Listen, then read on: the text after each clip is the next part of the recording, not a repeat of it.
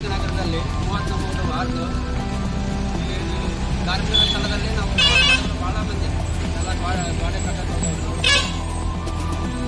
ಮಾಲಿ ಕೆಲಸ ಆಟೋ ಎಲ್ಲರೂ ವಾಸ ಮಾಡ್ತಿದ್ದೀವಿ. ದಯವಿಟ್ಟು ಸರ್ಕಾರನ ನಾವು ಧಿಕ್ಕಾರ ಮಾಡ್ತಾ ಇಲ್ಲ. ಆಮೇಲೆ ಕೋರ್ಟ್ನ ಧಿಕ್ಕಾರ ಮಾಡ್ತಾ ಇಲ್ಲ. ನಮ್ಮ ಬಡವರಿಗೆ ಸ್ವಲ್ಪ ಅನುಕೂಲ ಮಾಡಿಕೊಡ್ಬೇಕಂತ ನಾವು ವಿನಂತಿಯನ್ನು ಮಾಡ್ಕೊಂತೀವಿ. ಕಳೆದ 30 ವರ್ಷಗಳಿಂದ ನಾವು ಇಲ್ಲೇ ವಾಸ ಮಾಡ್ತಿದ್ದೇವೆ. 35 ವರ್ಷಗಳಾಯ್ತು ನಾವು ಇಲ್ಲೇ ವಾಸ ಮಾಡ್ತಾ ಇದ್ದೇವೆ. ಇಲ್ಲಿವರೆಗೂ ನಾವು ನಮಗೆ ಯಾವುದೇ ಒಂದು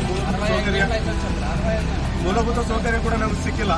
ನಮಗೆ ಒಂದು 2 ದಿನ ಹಿಂದೆ ಬಂದಿದ್ದ ಸುದ್ದಿಯ ನಮಗೆ ಇದು ಗೌರ್ಮೆಂಟ್ ಜಾಗ ಆಗಿರೋ ಒಂದು ಉದ್ದೇಶದಿಂದ ನಮಗೆ ಒಂದು ಹಕ್ಕುಪತ್ರ ಕೊಡಬೇಕು ಮತ್ತು ಮೂಲಭೂತ ಸೌಕರ್ಯಗಳನ್ನು ಕೂಡ ಒದಗಿಸ್ಕೊಡ್ಬೇಕಂತೇಳಿ ನಮ್ಮದೊಂದು ಉದ್ದೇಶ, ನಮ್ಮದೊಂದು ಬೇಡಿಕೆ.